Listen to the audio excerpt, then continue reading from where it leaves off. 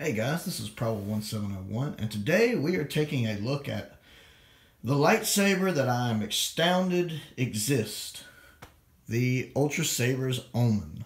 This one surprises me since it's a lightsaber that's very much an homage to the Sword of Omens from Thundercats.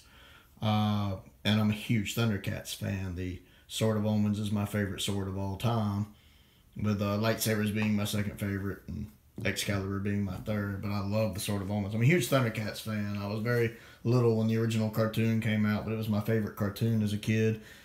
And yeah, I've got some assistant here to help me with this video. Let me bring him on in here. There he is.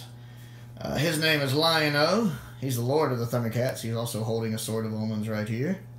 Ooh, yes. Pretty cool stuff for the 80s. And even by today's standards, I think. If I can get him to stand up. Come on, Lion, cooperate. Whoop, there we go. So we'll have him helping us out here a little bit. And he doesn't want to stand up again. Yeah, they're not as articulated as some of the new toys today, but they're made pretty sturdy. And in case we need a counterpoint, we'll bring old Mumm-ra in here. Yeah. Both of their eyes light up as well. I just couldn't find the little thing you have to plug into them to light them up. And then also, while I'm here, let's see if I can... I actually have the vintage toy, the original 80s toy. Had a couple of these when I was little. And I got a really good deal off this one on eBay a couple years ago. The guy was really nice, gave me a nice discount on it. And it, much like this one, this part here actually lights up. And it still works all these years later. And that's pretty impressive. And just like Ultrasabers, lightsabers, and the Omen right here, when the pommel comes off, you have your battery. See? Maybe Alex and Emery were big fans of this toy too. Who knows? And, look at that. You have them right there, both lighting up next to each other. Yeah, that's pretty neat. So, yeah, this vintage sword is one of my prized possessions. I love it. Took me a long time to get one back. And then I also have the 2002 one with the extending blade. And I like that one. I like it well enough too. I enjoyed, or not 2002, thinking of the He-Man cartoon, the 2011 cartoon series, which I actually like the 2011 cartoon series, and I like the 2011 sword design. I don't think they're as good as the 80s versions, but I still think it looks pretty good and has a good place in Thundercats history. Alright guys, let's pull y'all back to a watching distance over here. But yeah, I'm a huge Thundercats fan. I have if you've seen some of my other videos, I have a bunch of vintage 80s Thundercats figures on one of my shelves. I have a bunch of the 2011 figures from the new cartoon and the classics cartoon. I have the Super 7 and Mattel new series. I have the Wave 1s already in, and then I have the Wave 2s pre-ordered. So, yeah, I'm a big Thundercats fan. And I mention that just so y'all understand that this sword means a lot to me, this saber. Back when it was sold out for a really long time, because it was sold out for like a year and a half. I had so many people offering to buy this saber from me, some of which sounded like they were willing to pay through the nose, but I just couldn't do it because this saber just means so much to me, and it's such a part of my childhood. And that Adigan silver looks good. Wow, look how it looks when you... Yeah, that looks really good on the camera there. That really shines. I do have it in a Deegan silver. I don't normally get a Deegan silver for a blade color, but since this is a lightsaber based on a sword, I wanted it to still have that kind of sword look. So it does still kind of have that silver blade like a sword would have. And I like the fact that the cat's eye lights up. And then I have a standard blade in it. That way, because the Ultra Edge blade is white while the standard blade is silver. So even when it's off, it still kind of looks sword-like, having a silver blade. And I have a cat's head on both sides. Now, if you order this, normally you come with a cat's head on one side and the cat's eye on the other. But I specifically requested a cat's head on both sides, although they did send me an extra cat's head and a cat's eye as well, so I could swap them out if I needed to, and that was very kind of Ultrasabers to do. Now, there are 3 versions of this particular hilt. They have the azure one, the dark one, and the crimson one. The azure one is what I own, where it has the blue anodizing right here for the accents. You can see right there. Now, the dark version has black anodizing, so all of this is black on it. And then they have a crimson one where all of this is red, done in a red. In case you wanted to do like a Darth Evil Sith version of it, I think that would work really well. And this is this is heavy. This is a lot of metal. You see how thick that is? That is thick. This baby's got some weight to it. You definitely know you're holding something powerful. Ooh, and you have to be careful right here.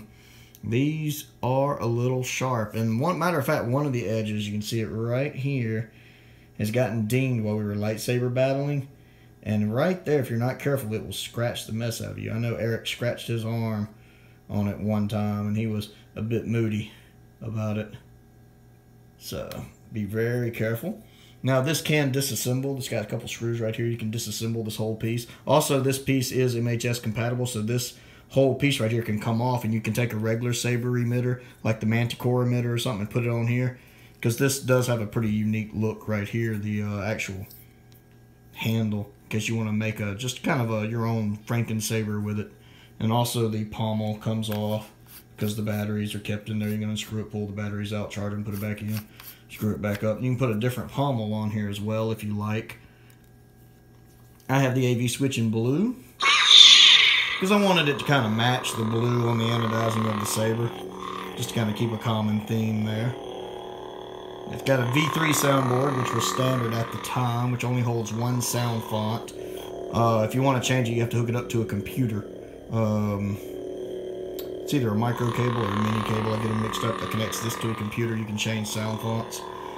They also offer a V4 soundboard now, which holds multiple sound fonts, and you can rotate through the sound fonts on it with the activation switch. And I do recommend the V4 soundboard. It costs a little extra, but it's worth the upgrade, because you get I think 8 different sound banks on there, and that's a lot better to have.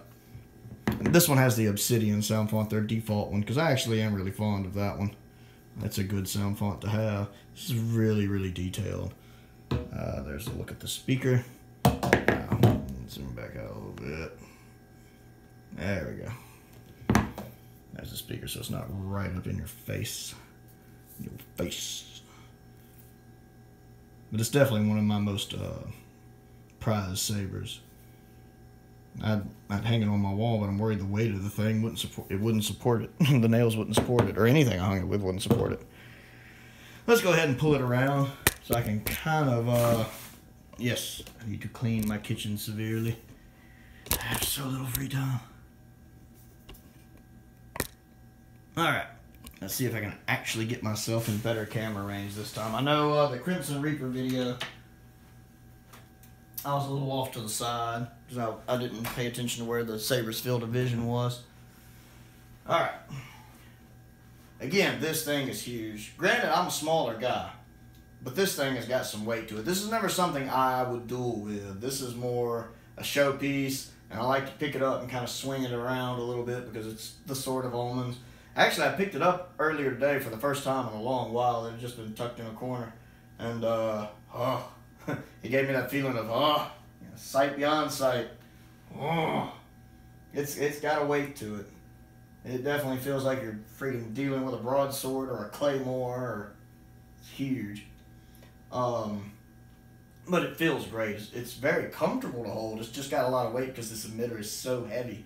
Now, Eric's a badass with this thing, pardon my language. I mean, in some of our videos where we're dueling, he can actually duel with this thing. Eric's a big dude. He's the big boy.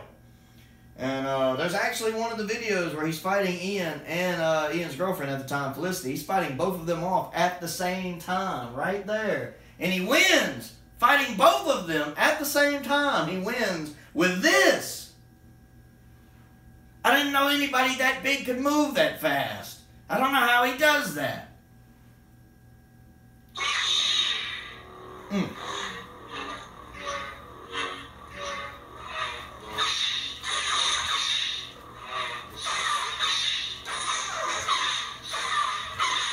I will say this, it's still easier to duel with the graphics than the Chosen one. And it's a lot more comfortable to hold despite the added weight.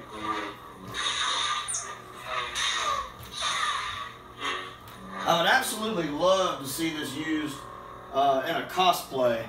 Like, I would love to see like somebody cosplay as Lion-O with the Lion-O makeup, but in like a Jedi Knight tunic, but not in the regular like Obi-Wan colors, but like in a blue one, kind of matching Lion-O's outfit colors. So kind of a light and dark blue Jedi robes with this, with his Lion-O makeup.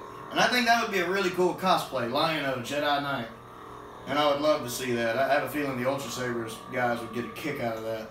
Something I wouldn't mind doing. Because people wouldn't even think, you know, if you see it like this, you don't even think it's a lightsaber. You just think it's, you know, sort of Omen's replica that looks pretty neat. And so imagine the shock when you turn it on and it's...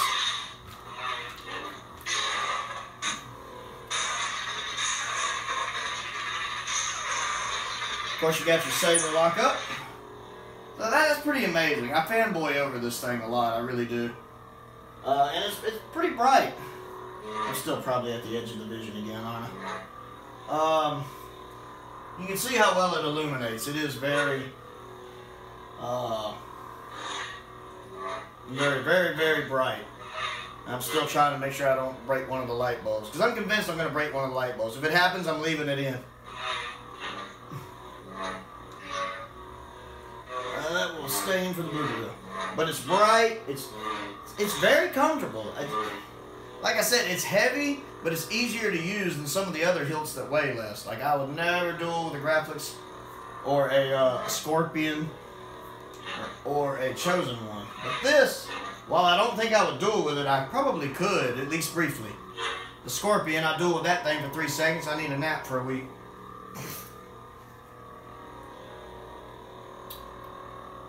But yeah, I do love this saber. It's you know, it's a nice homage to my favorite sword of all time, and one of my favorite cartoons of all time that I really loved as a kid. And it's just well made. I mean, it's been dueled with, and it doesn't have hardly any scratches on it. It's pretty tough. So it's a well-made, sturdy saber. So the Ultrasabers Omen. I can't believe it actually exists. Ultrasabers, make a He-Man power sword next from the 80s. I want that. So yeah, click the like button, click the subscribe button, and I just scraped myself with that sore spot. That was not comfortable.